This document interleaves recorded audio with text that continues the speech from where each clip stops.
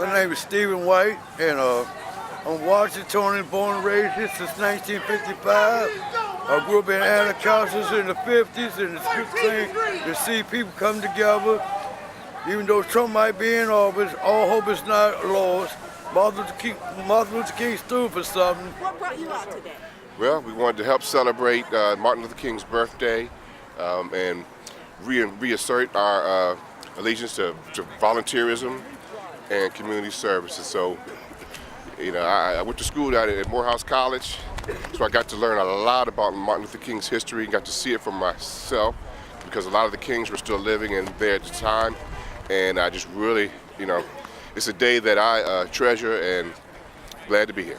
This is my first time actually coming out to celebrate by March for Martin Luther King. I think it's a great event to not only just come here, but he had a great legacy and just to give back to the community. Martin Luther King Jr. is a hero to me and many DC50 members because above all, he stood up for justice. He earned a right to have his day. He gave his life for the cause of black freedom, black liberation, black rights, black dignity, black humanity. So he's earned that, no question. That's just a given. But of course, we out here on Monday, MLK Day, to represent a man who fought so much that the society is failing to live up to. I hate to even talk negatively on his day, but I'm not seeing too much good on his behalf. The legacy that he's left, people are not doing a pretty bad job of destroying it, undermining it, ignoring it. So these issues are still affecting us. The issues of unemployment, joblessness. The civil rights movement came a long way, but it seemed like they petered out. They're not really coming in strong. It's like they've largely been co-opted by the Democratic Party. We were very strong supporters of Initiative 77, the elimination of the tip minimum wage and one fair wage for all workers. We were outraged that the council repealed that. But I think that this is a long-term fight and that will go on. We are strong supporters of the campaign to end stop and frisk. See, in DC they had at one point in time red light districts. If it was two or more standing on the corner, we can get stopped and frisked. We fought for that.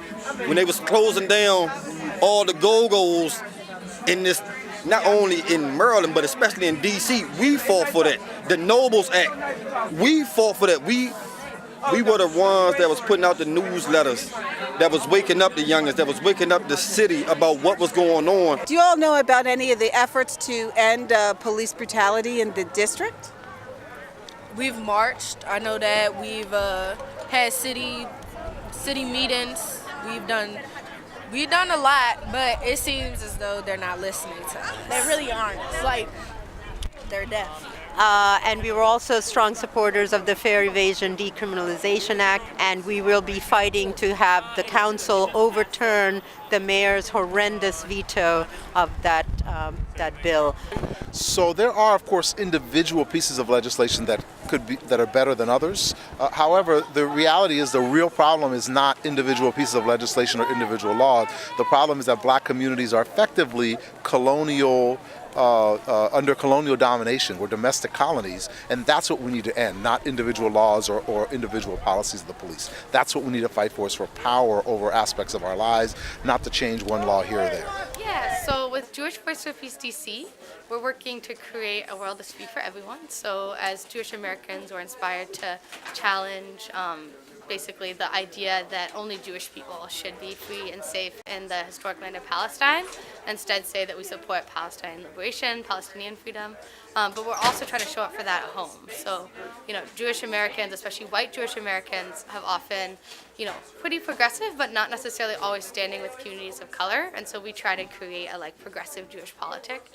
Maybe as a boy, I was born into an Islamic sect, so after the civil rights movement kind of petered out, all these groups came about through the Black Liberation Movement, and that's what I was born into mostly. That's why I carry the RBG flag, the red, black, and green, the Marcus Garvey flag. The Pan-African flag represents black power, represents black independence. I've been talking with folks about the Anacostia River as a border. It's a kind of border that's supposed to demarcate where wealth goes, where people have opportunity, where they don't. And as somebody who grew up in Silver Spring, lives in Petworth on the other side of that border, like, it seems really important to at least show up and support an incredible community tradition where folks are turning out and showing the many different ways they're creating community. So we've got folks calling to end stop and frisk, and we also got folks educating kids and like doing all the different pieces of community building that will make DC more free for everybody. Yeah, we're pushing for making sure we're not gentrified, trying to make sure we stay included. That's what I'm talking about. That's the thing, you know what I mean? Even though we know it's change here, Yeah. we're not afraid of change, you know what I Okay. mean? But we're trying to make sure we stay included and make sure we treat it fair, and everybody just don't keep coming in and walking over. Because the work that I do, I work in real property. So I see a lot, you know what I mean? I see a lot that's going on, and sometimes when they come in, people end up moving out because don't forget we don't own our land here. Taxation without representation. So we are moving towards going from the era of moving civil rights to the era of actually fighting for power. And what we want to do is fight for power one piece at a time. So our big project now at Pan-African Community Action is to fight for community control over police. Just to be clear, this is not community policing. This is a civilian board which would have complete and total control over the police, and that would happen through a binding referendum where people vote out the police from their community and vote in their own new community control police force. We're trying to do something to get the killing down in this city. So this is why I'm here. This is what Ceasefire, Don't Smoke the Brothers is all about. Peace, and that's what Martin Luther King wanted us to do. Ceasefire, don't smoke the brothers and sisters. If you think about the name Ceasefire, don't smoke the brothers and sisters, it means stop this black on black killing. If you Google my name, right? Tyshaun A Bullock, Bullock. And then if you Google United States versus Bullock, right? I caught a case back in 2000 for the work that we do. These are things that Ceasefire puts to the forefront and bring to the masses. You understand what I'm saying? And then you got a thing too. If you're in government, you can't speak out against government. So a lot of times, we might get information that other people not privy to. Once these people go behind closed doors, we don't know if our interests are being represented. Where's our gatekeepers? And we put that out to the masses. You know what I'm saying? But that's why they keep us closed, because we out here educating and waking the youth up. We waking the masses up. And we done fall for all those that you just asked right now. From the 90s all the way till now, we were the first ones fighting against those things. And still today, you know? So I think what we're trying to do with Jewish Voice for Peace is tell people like there are other ways of being besides for assimilating into power. Like that as Jews we have an obligation to protect ourselves and protect all of our communities by choosing to stand together. We call it like safety through solidarity, not through the state, not through allying with forces in power. While we honor the legacy and commitment and contributions of Martin Luther King, we think there's a tendency right now to go way off the deep end in terms of the way that communities are looking to honor him. So we have here a Martin Luther King Peace March that's being literally led by the police with a bunch of guns, and where the Grand Marshal is a former cop who now is hired by a private company basically to keep poor people out of a well-to-do a seaside a location. So this is not what King would be looking to do. In fact, quite the opposite. And if the King were alive today, these same police that are now here gaining legitimacy through his name would be arresting and brutalizing him.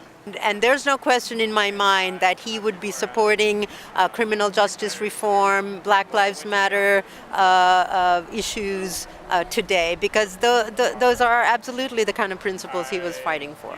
So that's why we out here, you know what I mean? Because this was the very thing that MLK, and not only MLK, my grandmother, your grandmother, you know?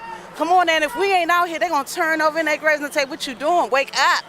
So we have to be out here. Who don't want to probably be in the warmth, but this is important because we got a lot going on in this city. Our children are dying, you know what I mean? And we want to love up on each other. We want to show support, you know what I mean? Even with the hurt people, because we want to know why you hurt. So it's important for us to be out here, especially with our generation. They watching. This is my granddaughter, Madison. Madison, yep, this is Madison. Say hi, Madison. And we want to raise good kids, you know what I mean? This a legacy continues. And his legacy continues, you know, through us all. Stay hood, Stand up.